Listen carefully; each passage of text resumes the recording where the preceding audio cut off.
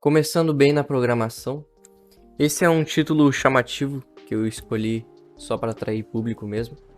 A verdade é que não existe uma fórmula mágica para começar a estudar. Tem muitos caminhos que dá para seguir na programação: front-end, back-end, análise de dados, cibersegurança. São muitos caminhos diferentes e nenhum deles é certo ou errado, por isso que fica fácil de se perder entre eles. No livro Alice no País das Maravilhas, Alice fica parada em uma bifurcação e quando o gato pergunta para onde ela quer ir, ela diz que não sabe. E o gato responde que Para quem não sabe para onde vai, qualquer caminho serve. participação especial do professor Mário Cortella. Então essa quantidade de opções diferentes pode se tornar uma armadilha para nós que somos iniciantes. Antes de começar a estudar, eu precisei decidir qual era o meu objetivo, o que faria eu perder horas do meu dia. Depois de pensar bastante, eu acabei escolhendo back-end mesmo. Quando eu escolhi o meu objetivo, eu pensei que ia ficar mais fácil, que era só estudar e esperar o dinheiro cair na conta. O problema é que mesmo no back-end existe outra infinidade de tecnologias para estudar. Python, C Sharp, Java, PHP, enfim, várias outras linguagens. Essa é uma descrição que o ChatGPT deu para algumas linguagens. Se quiser ler com calma, só pausar o vídeo. Para quem leu a descrição das linguagens, vai perceber que o C Sharp é bem versátil. Tem como fazer vários tipos de aplicações por ele, pode fazer mobile, pode fazer web. No final foi o C Sharp mesmo que eu escolhi estudar primeiro. Esse canal vai ser um registro de tudo que eu aprendi, de tudo que eu ainda tô aprendendo. Vai ter esse formato de série mesmo, dividido por episódios, onde na primeira temporada de vídeos vão ser sobre como eu aprendi lógica de programação. Atualmente eu estou estudando orientação a objetos, que é um conteúdo que eu pretendo gravar em uma possível segunda temporada de vídeos. A gente vai precisar de um ambiente de programação. Eu vou baixar o ambiente da Microsoft para usar no C Sharp. Baixar aqui no site deles mesmo. É o Visual Studio Community 2022. Assim que terminar de baixar, é bem tranquilo de fazer a instalação. Vai aparecer essa opção aqui para selecionar o que é baixar, quais os recursos que é utilizar. Não faz tanta diferença agora no começo, mas se quiser pode usar esses mesmos que eu usei. Eu já utilizo o Visual Studio em inglês, porque já é uma forma de se familiarizar com o inglês também, como é que usa a sintaxe, como é que aparece aqui no Visual Studio cada opção. Eu prefiro deixar em inglês. Depois vai aparecer aqui na tela essa página para criar um ambiente. Vem aqui em Create a New Project, ou criar novo projeto, se tiver em português. Ele vai carregar os templates. Ali na parte de cima vai ter uma barra de pesquisa, procura por console app, já vai aparecer aqui a opção e pode dar um próximo. No nome do projeto, eu vou colocar aqui no meu caso o nome do canal. Embaixo em localização, escolhe uma pasta que tu sabe onde fica. Não vai escolher uma pasta e esquecer depois onde que tá salvo o projeto para não dar problema.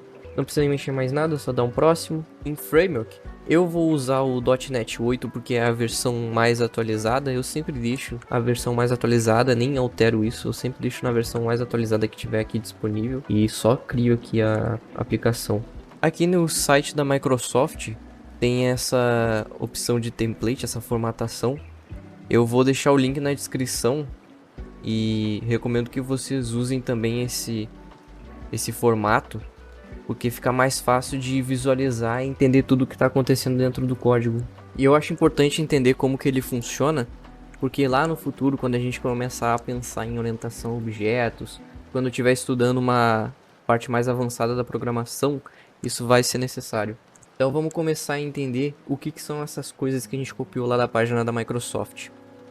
Aqui o namespace, ele é Com licença, deixe que eu explico essa parte para eles. Em C Sharp, um namespace é usado para declarar um escopo que contém um conjunto de objetos relacionados. Você pode... Eu não sei vocês, mas aprender dessa forma, com uma teoria muito complexa, querendo explicar vários detalhes, eu já começo a perder a concentração, não consigo absorver nada. Então vamos começar partindo do namespace e void main. Eles organizam todo o nosso ambiente para a gente conseguir programar de maneira mais eficiente. Mas eu acho que a forma mais fácil de entender seria com uma analogia. Então vamos voltar lá para a época de escola, quando a gente tinha um trabalho e deixava para fazer ele na última hora. Vamos imaginar que a gente precisava fazer um trabalho de matemática, especificamente sobre o Teorema de Pitágoras, mas tu ficou sem internet. Tu tenta usar a internet do celular, mas também ficou sem sinal. Parece que o mundo conspira para que tu não consiga fazer esse trabalho. E tu precisa entregar esse trabalho amanhã. Não tem outra data. Se não entregar amanhã, vai ficar sem nota. A única forma de tu conseguir entregar ele é indo até a biblioteca da tua cidade. Logo na entrada da biblioteca, tem um aviso escrito: para manter a biblioteca organizada, informar o bibliotecário qual sessão pretende usar. Tu fala para ele que vai usar a sessão de matemática e já vai indo até ela. Procura pelo livro de geometria e quando pega ele, já vai procurando pelo índice o Teorema de Pitágoras. Quando tu encontra, tu já vai direto no capítulo onde consta as instruções sobre como utilizar a fórmula, como que funcionam as regras e faz o teu trabalho em cima disso. Voltando para o Visual Studio, no código que eu copiei no site da Microsoft, tem namespace, class e static void, que apesar de não estar escrito isso, na programação ele é considerado um método. Tem várias formas de tu chamar um método, esse static void é uma delas. Então, fazendo um paralelo com essa analogia da biblioteca, esse namespace ele seria equivalente à seção da biblioteca. O class, ou classe, né? Ele seria equivalente ao livro que está organizado na seção. E o método seria o capítulo desse livro. Só para deixar clara essa questão, o método ele é onde a gente vai escrever as instruções para a máquina executar alguma função. No caso da biblioteca, a gente foi na seção de matemática, pegou o livro de geometria e procurou o capítulo do Teorema de Pitágoras, onde constava as instruções de como utilizar a fórmula de Pitágoras. Quando a gente entrou na biblioteca, a gente precisou falar para a bibliotecária qual seção a gente ia usar. No Visual Studio a gente faz quase a mesma coisa. Aqui em cima tem Using System. Quando a gente quer usar algum comando específico, a gente precisa informar o Visual Studio qual namespace está armazenado esse comando. E no caso do System, ele está sendo usado para executar esse console.writeLine. Mas isso é assunto para o próximo vídeo. O System é um de vários namespaces que existem no C#, então para algumas coisas específicas a gente vai usar outros namespaces, que inclusive vou mostrar em um dos próximos vídeos. Eu fiz a alteração ali no namespace, no nome dele de MyApp para matemática, ali no internal class eu mudei de program para geometria e tudo mais.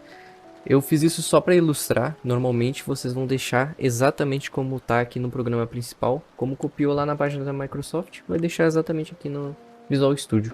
Agora, lembra que quando eu criei essa pasta, eu selecionei o .NET 8, ele é a biblioteca. Nela, além da seção System, tem várias outras seções. Lembrando que no C# a gente chama de namespace essas seções. Eu sei que é muita informação para lidar de uma só vez, é por isso que vocês não precisam decorar isso, é só para entender mesmo como que funciona. Talvez tu tenha assistido o vídeo e não se convenceu de começar pelo back-end. E ainda bem que tu não se convenceu disso, porque esse não era o propósito.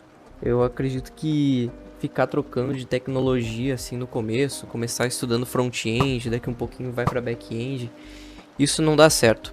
As duas são muito diferentes, então ficar alternando entre uma e outra não vai aprender nada. É melhor focar em uma só e se jogar de cabeça nela. Alguns dias atrás eu estava estudando sobre filosofias de um modo geral e eu encontrei o existencialismo de Sartre, em que ele diz que o ser humano é condenado a ser livre. Isso significa que nós somos o único animal capaz de fazer escolhas e, consequentemente, os únicos que sofrem por elas. A realidade é que, independente da escolha que tu fizer, em qualquer área da vida, tu sempre vai acabar se arrependendo. Normalmente esse arrependimento vem quando as coisas começam a ficar difíceis, quando parece que outra escolha teria sido menos dolorosa. E isso é completamente normal. Nosso cérebro é programado para não querer sentir dor.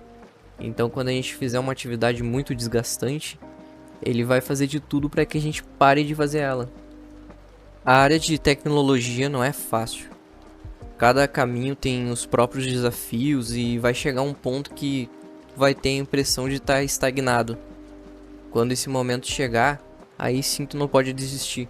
Continua estudando aquilo que tu se propôs. E se mesmo assim tu perceber que insistindo tu não se sente realizado estudando aquele assunto, então é melhor rever mesmo, porque assim tu vai saber que tu se desafiou em tentar algo novo e completamente fora da tua zona de conforto. Era isso que eu tinha pra dizer. Espero que esse vídeo tenha agregado de alguma forma na sua vida. Muito obrigado por ter assistido e até a próxima.